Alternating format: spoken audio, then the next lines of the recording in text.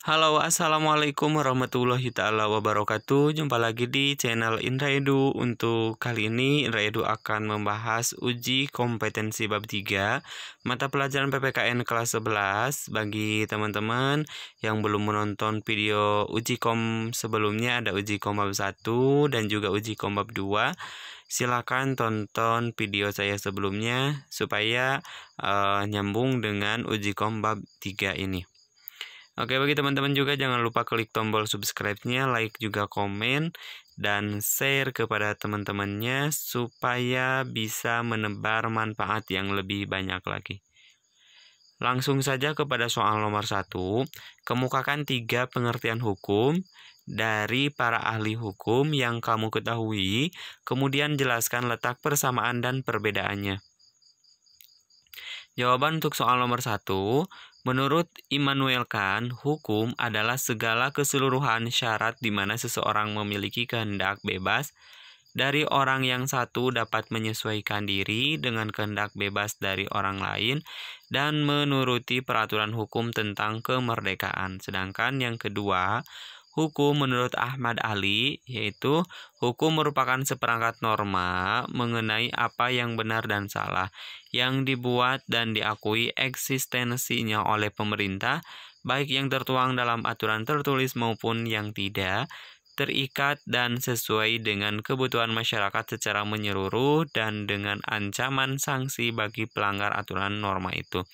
Sedangkan menurut Profesor Dr. Muhtar Kusuma Atmaja, hukum adalah keseluruhan kaidah serta semua asas yang mengatur pergaulan hidup dalam masyarakat dan bertujuan untuk memelihara ketertiban serta meliputi berbagai lembaga dan proses guna mewujudkan berlakunya kaidah sebagai suatu kenyataan dalam masyarakat.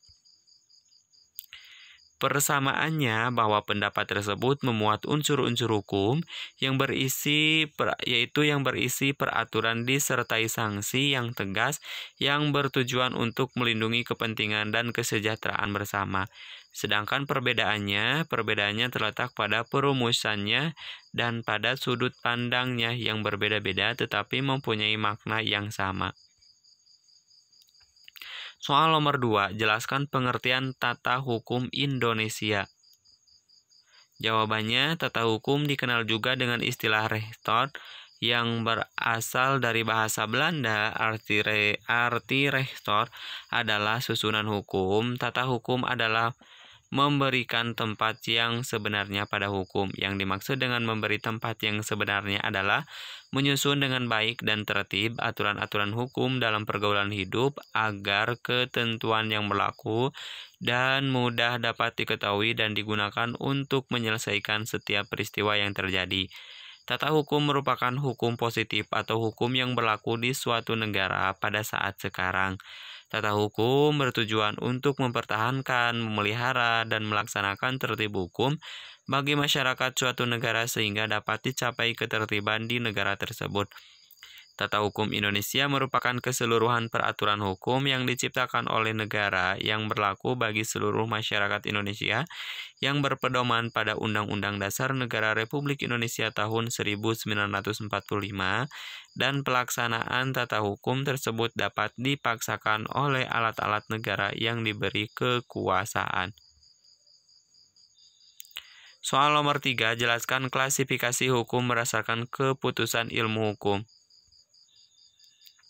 Jawaban untuk soal nomor 3, berdasarkan sumbernya, hukum dapat dibagi dalam yang pertama adalah hukum undang-undang, yaitu hukum yang tercantum dalam peraturan perundang-undangan.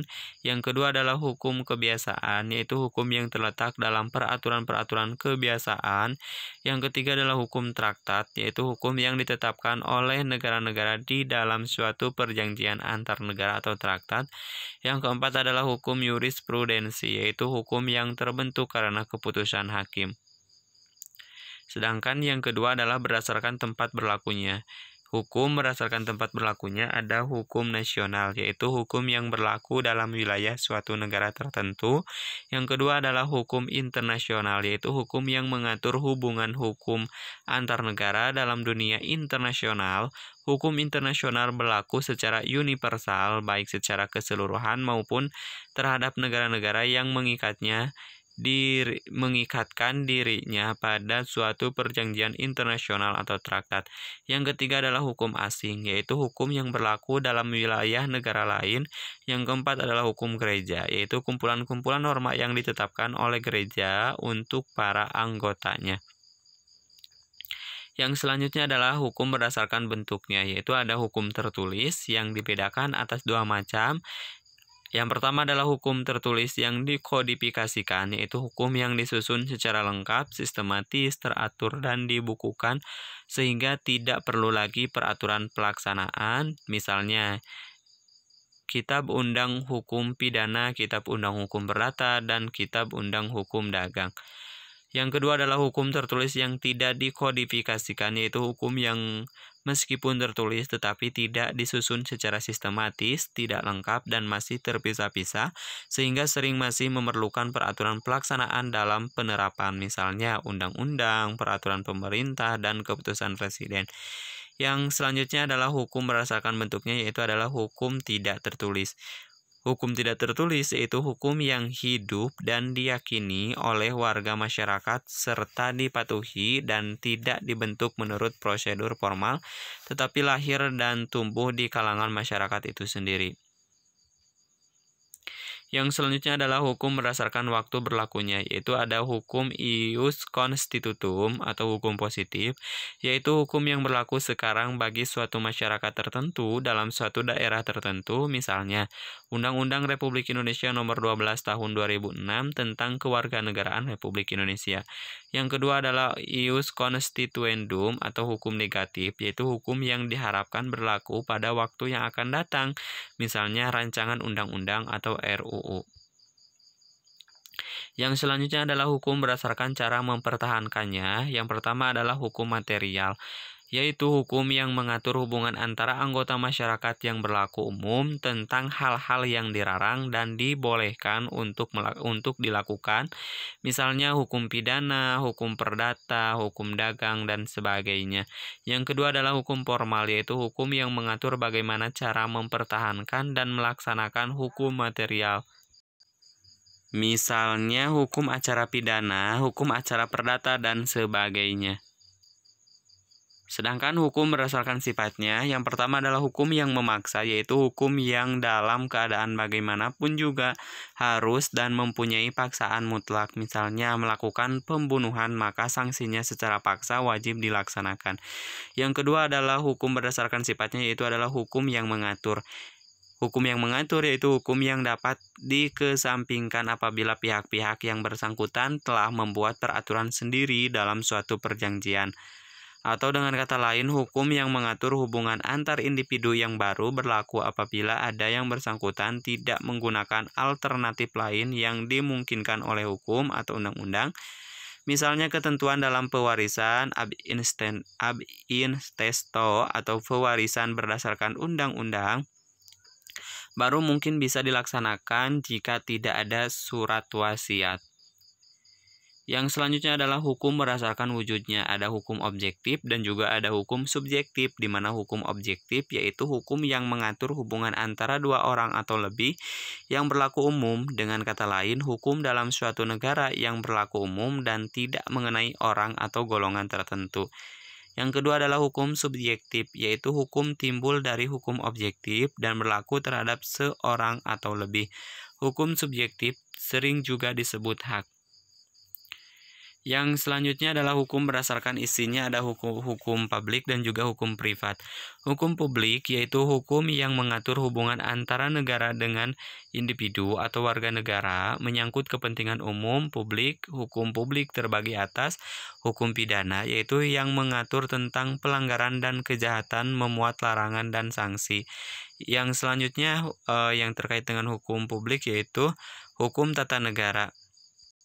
Hukum tata negara yaitu yang mengatur hubungan antara negara dengan bagian-bagiannya. Selanjutnya adalah hukum tata usaha negara atau administratif, yaitu yang mengatur tugas kewajiban pejabat negara. Yang keempat adalah hukum internasional, yaitu yang mengatur hubungan antar negara seperti hukum perjanjian internasional, hukum perang internasional, dan sebagainya. Yang kedua adalah hukum berdasarkan isinya, yaitu adalah hukum privat atau sipil, yaitu hukum yang mengatur hubungan antara individu satu dengan individu lain, termasuk negara sebagai pribadi. Hukum privat terbagi atas hukum perdata, yaitu hukum yang mengatur hubungan antar individu secara umum. Contohnya adalah hukum keluarga, hukum kekayaan, hukum waris, hukum perjanjian, dan hukum perkawinan.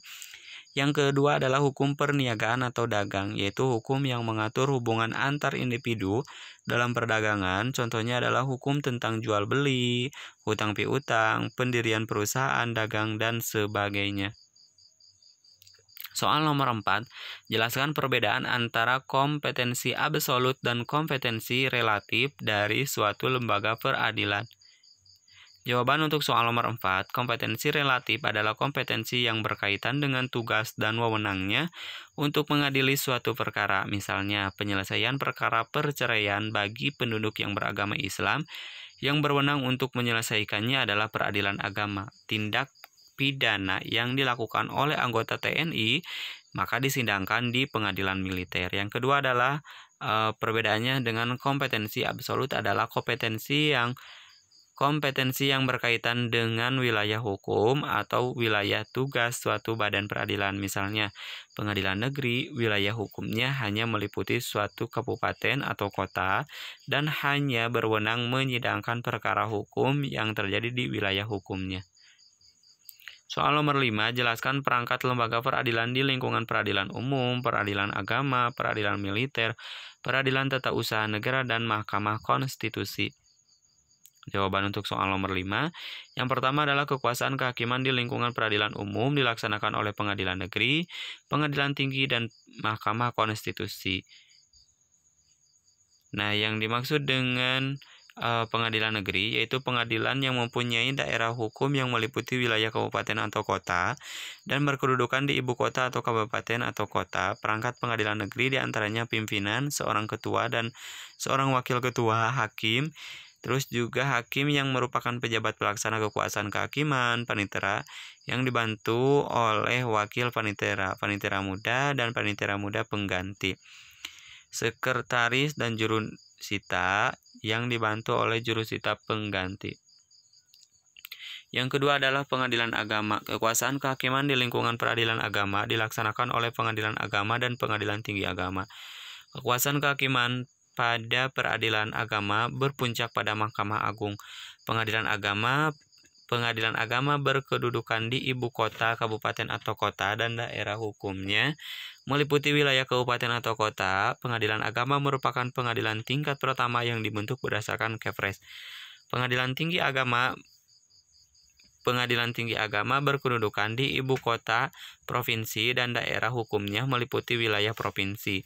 Pengadilan tinggi agama merupakan pengadilan tingkat banding. Yang ketiga adalah peradilan militer. Peradilan militer diatur dalam Undang-Undang Republik Indonesia Nomor 31 Tahun 1997. Dalam undang-undang tersebut yang dimaksud dengan pengadilan adalah badan yang melaksanakan kekuasaan kehakiman di lingkungan peradilan militer yang meliputi pengadilan militer tinggi, pengadilan militer utama, dan pengadilan militer pertempuran. Dalam peradilan militer dikenal adanya auditorat, yaitu badan di lingkungan TNI yang melakukan kekuasaan pemerintahan negara di bidang penuntutan dan penyidikan berdasarkan pelimpahan dari Panglima TNI. Yang keempat adalah PT-UN. Yang pertama adalah perangkat atau alat kelengkapan pengadilan tata usaha negara terdiri atas pimpinan, hakim, anggota, panitera, sekretaris, dan jurusita. Pimpinan pengadilan terdiri atas seorang ketua dan seorang wakil ketua. Yang selanjutnya adalah perangkat atau alat kelengkapan pengadilan tinggi tata usaha negara terdiri atas pimpinan, hakim, anggota, panitera, dan sekretaris. Pimpinan pengadilan tinggi tata usaha negara terdiri atas seorang ketua dan seorang wakil ketua. Yang selanjutnya adalah Mahkamah Konstitusi. Mahkamah Konstitusi merupakan perwujudan dari pasal 24C Undang-Undang Dasar Negara Republik Indonesia tahun 1945. Lebih lanjut, Mahkamah Konstitusi diatur dalam Undang-Undang Republik Indonesia Nomor 24 Tahun 2003 tentang Mahkamah Konstitusi dan Undang-Undang Republik Indonesia Nomor 8 Tahun 2011 tentang perubahan atas Undang-Undang Nomor 24 Tahun 2003 tentang Mahkamah Konstitusi. Mahkamah Konstitusi terdiri dari 9 orang hakim konstitusi yang diajukan masing-masing 3 orang DPR, Presiden, dan Mahkamah Agung, dan ditetapkan dengan keputusan Presiden.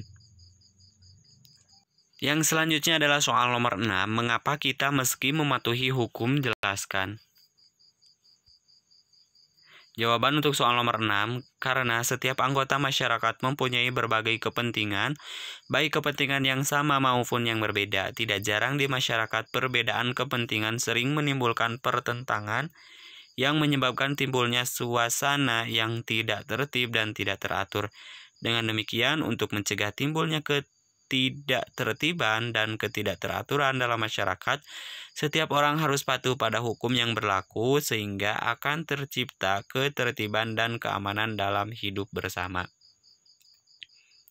Soal nomor 7, deskripsikan contoh-contoh perilaku yang menunjukkan kepatuhan terhadap hukum di lingkungan keluarga, sekolah, masyarakat, bangsa, dan negara.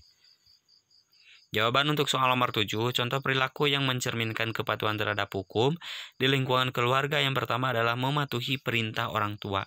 Yang kedua adalah menghormati orang tua. Yang ketiga adalah menjaga kehormatan dan nama baik keluarga. Sedangkan contoh perilaku yang mencerminkan kepatuhan terhadap hukum di lingkungan sekolah, yang pertama adalah tidak mencontek ketika sedang ulangan. Yang kedua adalah mematuhi tata tertib sekolah. Yang ketiga menjauhi perbuatan yang tercela seperti tawuran, bullying. Yang keempat adalah menghormati guru dan karyawan sekolah. Yang selanjutnya adalah contoh dan perilaku di lingkungan masyarakat, ikut serta dalam kegiatan kerja bakti, terus juga menjaga keamanan dan ketertiban lingkungan. Yang ketiga adalah tidak merusak fasilitas umum. Yang keempat adalah menghormati adat istiadat yang berlaku di masyarakat. Yang kelima adalah menghindari perbuatan tercela. Sedangkan yang terakhir adalah dalam lingkungan bangsa dan negara. Yang pertama adalah membayar pajak. Yang kedua adalah mentaati hukum yang berlaku. Yang ketiga adalah menghindari perbuatan kriminal dan pelanggaran hukum lainnya. Yang keempat adalah menghormati aparat hukum. Sekian dan terima kasih, semoga bermanfaat. Jangan lupa tekan tombol subscribe, like, dan komen. Assalamualaikum warahmatullahi wabarakatuh.